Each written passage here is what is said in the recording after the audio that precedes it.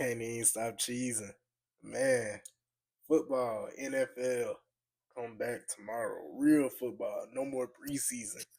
The real deal, Holyfield. You know what I'm saying? The NFL season, regular season, meaningful football come back on less than 24 hours from now.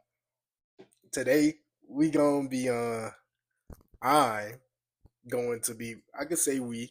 If you want, you can drop your predictions down in the comments. But today, I will be dropping my NFL Week 1 predictions, 2025 season.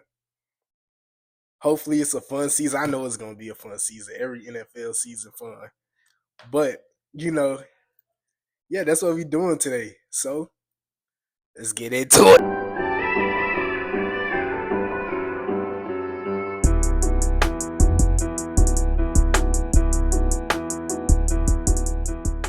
All right. So I ain't even gonna waste too much time. Welcome back to Controversial Calls. I'm your lead official, Meko, and like I stated earlier, today I'm gonna be giving out my predictions, my Week 1 NFL predictions. I'm sorry for the late vid, but life happened. My birthday was last weekend, and Labor Day threw a wrench in things, so now I'm back on schedule. If you haven't, check out my previous videos, check out my edits. It's same YouTube name, the YouTube name you see, same thing on all platforms, TikTok, Instagram. Yeah, so go like those, go on, follow, like, share, comment, the whole nine. You feel what I'm saying? But I'm not gonna take too long.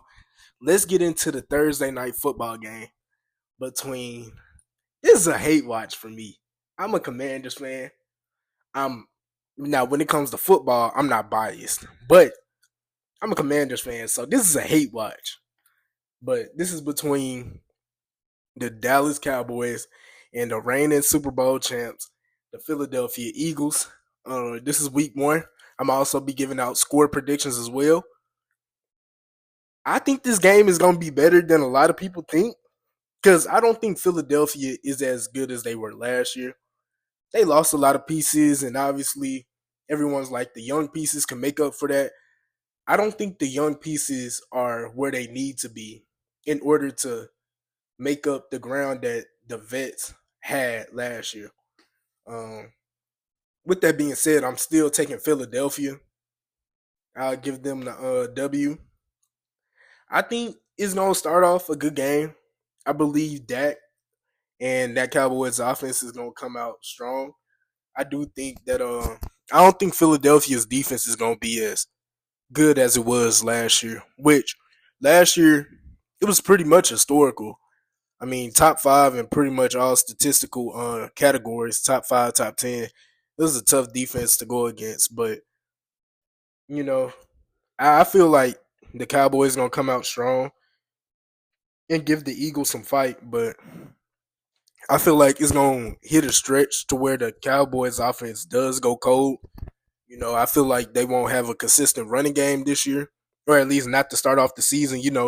And also when to start off the season, the defense is always miles ahead of the offense. So I feel as if Cowboys gonna come out strong. We gonna see a lot of CD, a lot of George Pickens because they know that the run game isn't that strong. But I feel like towards the mid second quarter, that's when the Eagles start pulling away. They start getting stops, and I feel like we obviously gonna see a lot of Saquon in this game. It's the first week. Jalen Hurts got to get back in the swing of things. That's pretty much the case with all passing games. So I do believe this is a Eagles win. If I had to put out a score, it's so hard to stop that Eagles offense because Saquon is the best running back in the league. I think he's generational. I think he's one of the best. He's going to end up being, if not already, one of the best running backs we've ever seen step foot on a football field. So when you think about that and then consider the fact that you got to load the box because your defense is already weak, we've all seen the memes and whatnot about their depth chart after the Micah trade. when you think about that, you got to load the box just to have the chance to stop Saquon. That's gonna open up a lot of the bootlegs and play fakes that Philadelphia loves to do, especially the one-on-one moon balls to AJ Brown out the shotgun, like a 2 to 3 step drop for Jalen Hurts. He just lets it fly. I just think it's too many advantageous matchups for Philadelphia for them not to get this win. I have Philadelphia coming away 31-20. Like I said, I think it's going to be a good game, but at some point, Philadelphia starts taking the game by its horns. So that's my first game prediction. Next up, the Chiefs and the Chargers. This is going to be a close game too. I'm gonna go ahead and say it now. I think this game is in Brazil, right? It's somewhere out of the country, but these two always have good games. I'm not gonna lie, always. Um, with that being said, I'm taking the Chiefs. Like I said, they always have good games. The games will always be like 27-24, 23-20. Like you could go look it up and see. But it's always in favor of the Chiefs. Like I don't know how they do it. They do it every single time. To where the game comes down to the last couple minutes and the Chiefs just find a way to win. Whether it's Patrick Mahomes leading the game winning touchdown or a fourth down stop or just something stupid. The Chargers can never pull it out against the Chiefs. So I'm gonna take Pat in this first game, this Friday night game. Uh I think the Chargers got the chance to be really good this year. I do. But the Chiefs just always have their number. You know, it's like playing that one friend in 2K and y'all always have a close game, but they always find a way to edge it out or vice versa. That's how it is in this rivalry.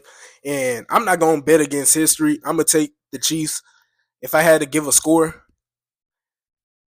now what I will say, I watched the preseason game against the Bears. That offense looked deadly. Like I'm not gonna lie, the Chiefs' offense was reminiscent of their old days. You know, I will say this will be a bit of a high scoring game. I say 27-24 because it always ends up that way. I think the Chargers still need a complimentary outside piece to Lad McConkey. Quinn Johnston, he has the chance to be decent, but no receiver could really be good with drop issues unless you're that dynamic. He's not. So Mike Williams joined the team for 2 weeks, said this isn't what I want to do no more. He left. Keenan Allen, he's aged. He's not the same King that we used to. So it's pretty much Lad McConkey in the slot. And, you know, I like Lad, but I feel as if they have to do a better job adding pieces around Justin Herbert. So I will give the Chiefs the win 27-24. All right, into the Sunday slots. Bro, this is the second time I have recorded like a 50-minute video and the footage just won't upload on my computer. So I'm finna reiterate what I just did for 50 minutes again. Uh so look, I'm a bit heated. I'm not gonna lie. I saw that the video didn't record. It recorded, but the footage didn't come out. I'm a breeze past this. Hopefully less than 20 minutes. I'm on the Sunday slot. You feel what I'm saying? Boom. Dolphins, Colts. I got the Colts winning. Uh, I gotta re-explain everything, bro. 14 games. I gotta hear myself speak again. This is frustrating. I got the Colts winning in a sleeper fest. I have the Colts winning 24-10. I believe that the run game with JT and I think Daniel Jones will do just enough to help get to the win. The Dolphins, I don't trust their defense as a whole, and I don't really trust their offense. They have nice pieces on the offense, but those pieces are bound to break at any point. I'm not talking about injury wise. I'm just talking about chemistry. And Tua has his moments where he just doesn't look the best. Wouldn't be surprised if he started off the season looking like that. So I definitely have the Colts winning 24-10.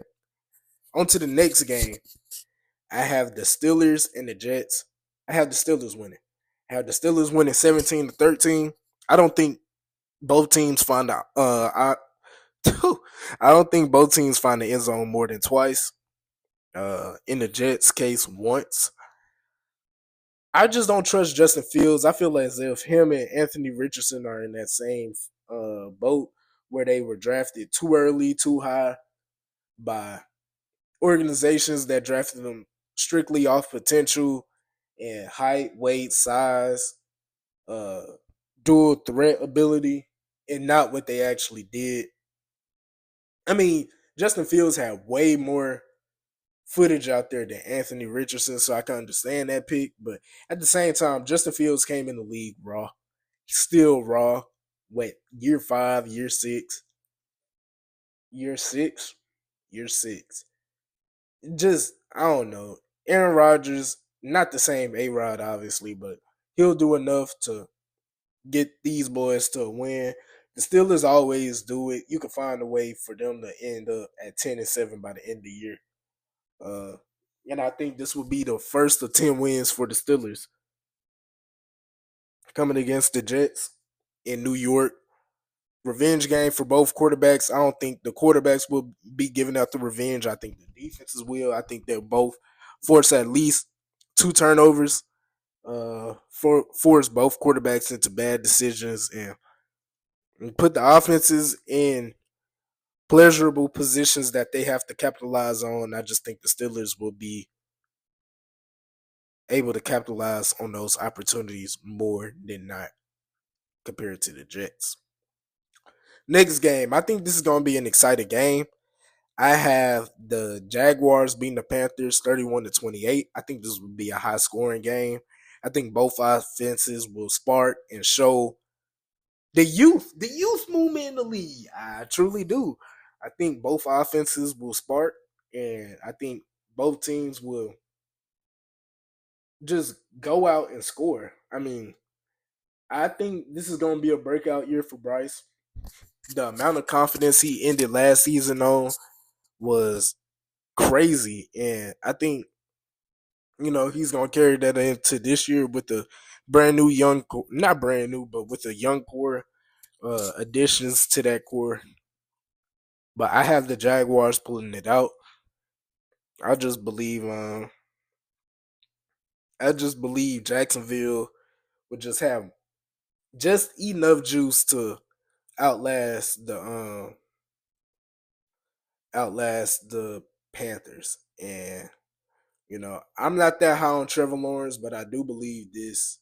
If he is destined for an amazing season, this is the year.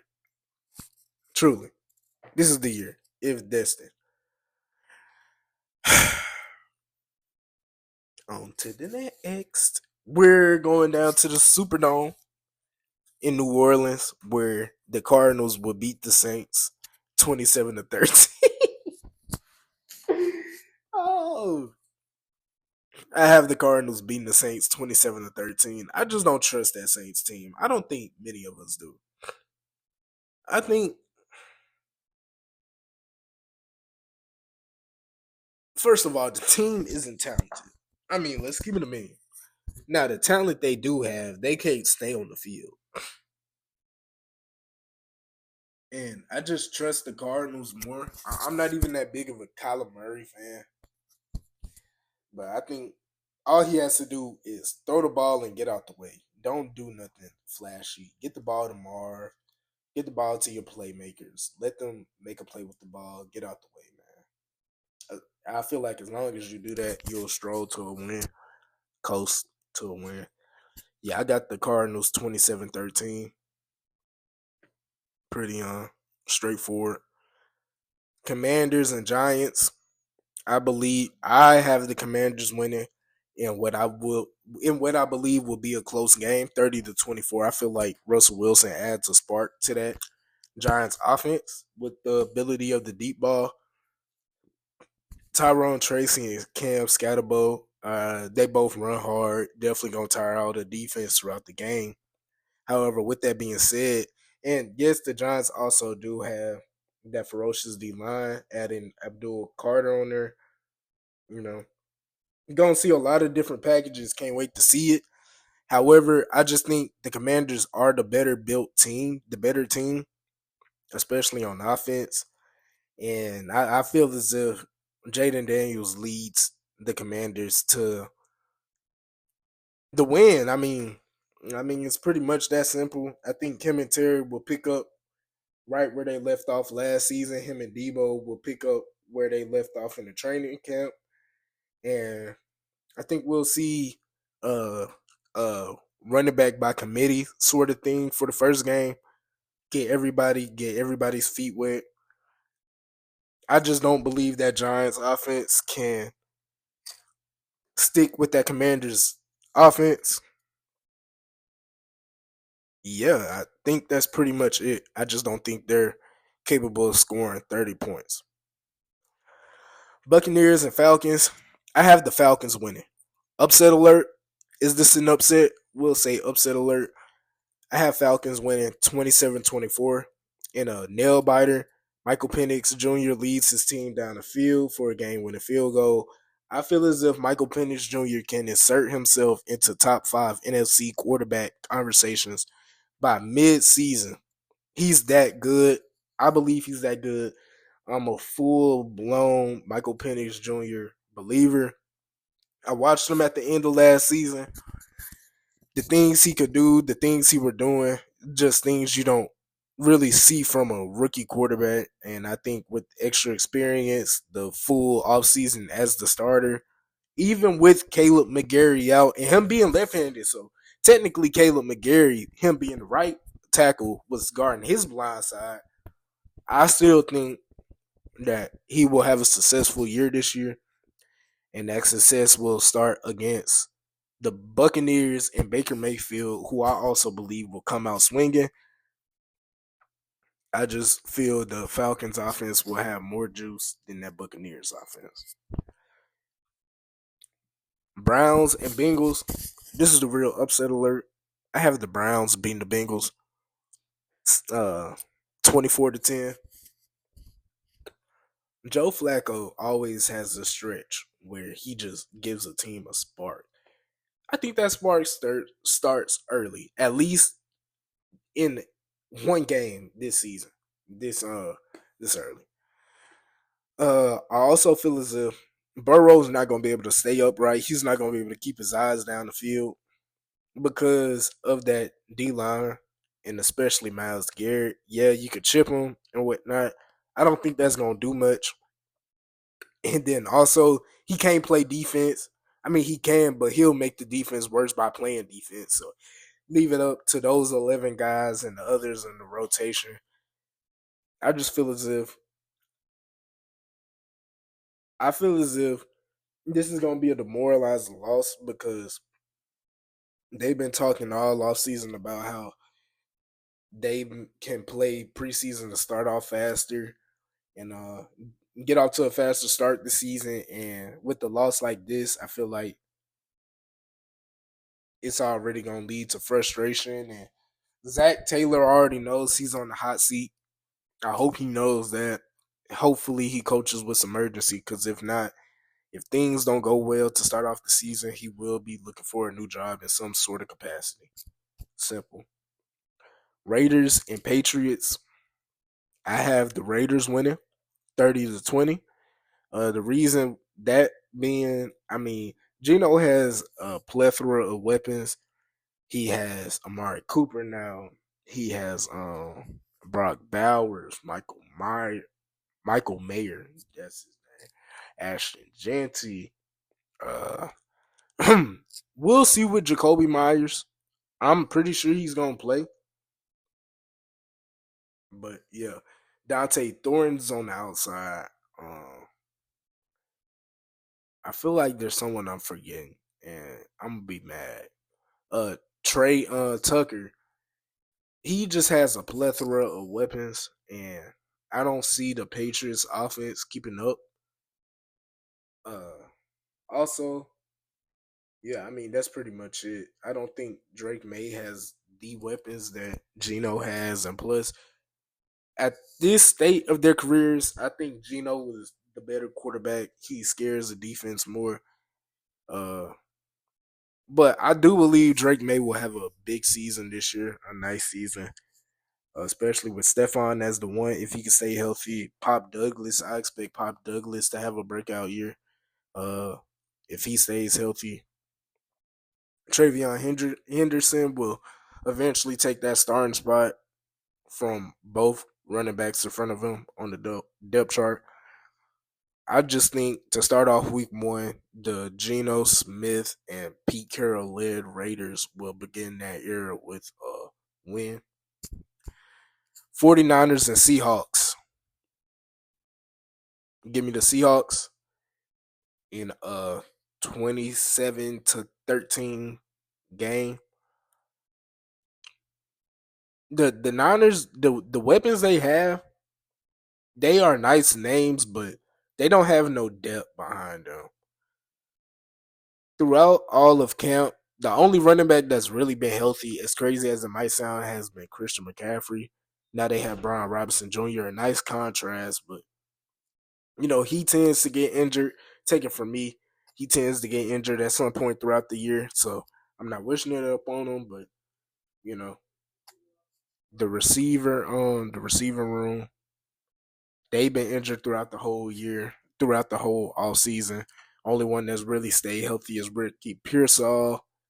Uh, yeah, I just trust the Seahawks more with the talent they have on the roster, offensively and defensively. I believe they squeeze out the win and they start off their season 1-0 in Seattle. I be having to make sure that the video is like the video is still coming out because it's been too many times where I've recorded a video and no footage comes out after I stop recording. That's the reason why I keep these cuts are happening. Yeah. We got 1, 2, 3, 4, 5 more games. I'm gonna wrap this up fast. Upload it tonight. Yeah. But Titans and Broncos. I think the Broncos ruined Cam Ward's debut, especially in Mile High. Obviously, I've never been, but I've heard that it's like different up there. Like the area is different. So that being the first game against that defense, you're going up against the defensive player of the year, the reigning defensive player of the year. I don't think that's anywhere you want to be as far as starting your career. I'm not gonna lie. Uh, I think the Broncos defense confuses Cam Ward, and the offense led by Bo Nix strolls to an easy win. I believe this will be a 27-10 win with the Broncos running away with the game. And, Cam Ward having his moments, but also looking like a rookie at the same time. I wouldn't be surprised if he throws a pick or two. Because the Broncos defense is in a tier with the Jets and typically the 49ers, to where those defenses are always going to be amongst the top of the league. The Browns, you always know, like, if you make a top 5 list, out of those 4 teams, at least 2 or 3 of them will always be on someone's list. So that's how I feel about that game. Packers versus Lions. The first time I recorded these videos, I was sitting here dwelling on these games. With this being my second time recording, I already know who I have winning. I have the Lions winning. It's less about the quarterbacks, more about the actual talent around the quarterbacks. I think Jared Goff has more talent around him, hence making his job easier. And I feel like it's pretty much going to be the same old, same old. Now, to think about it, we will see this Lions team without Ben Johnson for the first time. The starters without Ben, we'll see how much of an effect Ben Johnson had on the Lions scheme. But If it's pretty much the same old, then it's not gonna be much of a difference. It's gonna be a lot of Jared Goff, just get the ball to your receivers in space and let them work out. You know, eventually we'll throw a over the top ball to Jameson Williams or whoever it be. But if it looks dramatically different, I wouldn't be surprised if the Lions regress a bit this year. But I'm under the assumption that the playbook won't look all that different. I'm gonna take the Lions 30 to not 30, 27 to 23. I think they go in Lambeau Field, they take over. Uh Also, Michael Parsons isn't fully healthy, and he's not going to be for the whole season. He's been dealing with the back problem the whole year. They said in order for him to play week one, he might have to take a shot or something. That's not the best way to start off your new tenure in Green Bay. So we'll see how that goes. But 27-23, Detroit. Detroit. Texans, Rams. Give me the Rams in a 23 to 20 game. I was trying to make sure I wanted to say that score. 24-20. Yeah. I think, like I just said about the last game, this goes for the whole team. Like, I just trust the Rams team more than the Texans team. And it's really the O line. CJ is in the same situation as Burrow, where they are in these bad situations with the O lines, and CJ is also missing one of his top two receivers in Tank Dell. Don't know how long he's gonna be out. Yeah, I think he suffered his injury late last year, so he might be out the whole year, I believe. Either way, Tank Dell will be missing. The O line is god awful. I just think, and the Rams defense last year was actually pretty solid. So I wouldn't be surprised if this Texans offense is stumped. Uh, yeah. With that being said, I give the edge to the Rams, 24-20.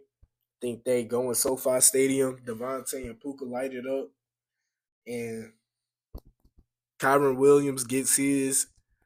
What's the deal with the Rams and all these light skinned running backs with curly hair? Blake Corum is gonna get his fair share of touches too. The reason I said that is because I was watching preseason. They had another Blake Corum, Kyron Williams look-alike. I'm like, bro, and he was going crazy. He was going crazy in one of them games. Anywho, I have the Rams 24-20. Sunday night nightcap, the Sunday night football game. Ravens Bills. Like I said, at first I was struggling with this game. Then I made a decision. So I trust the Ravens more as a roster. I mean, I can't really bet against Josh Allen, but I do trust that roster more, especially in the regular season with Lamar at the helm. So I'm gonna take the Ravens 27-24. Uh, I think it's gonna be hard to stop. Yeah, it's not no thing. It's gonna be hard to stop Derrick Henry and Lamar. Zay Flowers, you still gotta watch him. No Isaiah Likely, but still Mark Andrews, one of the best O lines in the league, and that defense has added pieces in the secondary and whatnot to where it just looks like on paper they should be Super Bowl champs. I'm gonna say it, they should be on paper. We all know how it goes in the playoffs for them, but I wouldn't be surprised if this is like a another AFC divisional round preview right now, early in week one. I just believe the Ravens edge it out against the Bills. Yeah, two of the top five teams in the league. Someone has to lose. 99.9% of the time, it could end up in the tie. I don't believe that's gonna happen. I have the Ravens if I had to put my money on someone. Especially another motive. Lamar lost the MVP to Josh Allen last year. That might be another motive. I just have the Ravens winning. Last game of the week, I think will be a snooze fest. I have the Bears losing to the Vikings. I have them losing 30-10. I think JJ McCarthy comes out and looks very good against this Bears defense. I don't think that Ben Johnson versus Brian Flores will be a chess match that I believe Brian Flores will destroy Ben Johnson in, especially with Caleb at quarterback. I don't want to sound like I'm beating up on Caleb. I just don't think Caleb is all there right now. I just don't think he is. I think he still has a ways to go, and those ways to go will end up costing this team a decent amount of games this year. Yeah, I just believe the Vikings have the edge over the Bears. Uh, it's pretty much that simple. I'm not gonna over explain it. However, I've sat here and went through 16 games. 14 of them I went through twice. Shout out to iMac. Shout out to whatever the recording photo booth. I went through 14 games twice. Y'all only see one. But at the end of the week or whenever I will be keeping up with my record. I'll be keeping it posted. And I'll be keeping up with my record throughout the season. Hopefully I'm not negative. I've never seen someone go negative over the whole NFL season. That would be bad. But I will be keeping up with my record. I'll be doing this every week, time permitted. Y'all let me know in the comments what y'all think. These are my predictions. I have a right to an opinion. You have a right to an opinion. We can talk about it in the comments section. Maybe one day I'll do a live stream or something. But with that being said, y'all enjoy the rest of y'all's day or night, depending on A, when I post this, and B, when you see this. Be excited. We got football in less than 24 hours from right now. Meaningful regular season football. Hate watch for me. Hate both teams. The Eagles, I was cool with y'all a couple years ago. I'm not gonna lie. Even after that first Super Bowl, I was cool. But now y'all just up there with the Cowboys. Y'all probably surpassed the Cowboys right now as far as the team I hate the most. But hate watch for me. Still football, so it's always gonna be a love watch. But with that being said, she'll Lead Official Meko. And until next time, I'll catch y'all. Ah.